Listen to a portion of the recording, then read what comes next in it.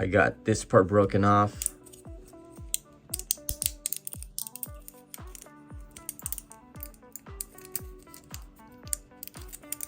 This part here. There you go. And there you go, guys.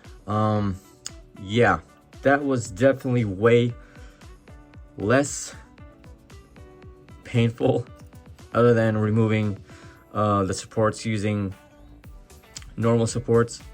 But yeah, this one you really didn't really have to use any effort at all. No use of tools. Probably just maybe just a tad bit of maybe using a file just to be sure. But honestly, yeah, definitely no huge need for tools or snippers whatsoever.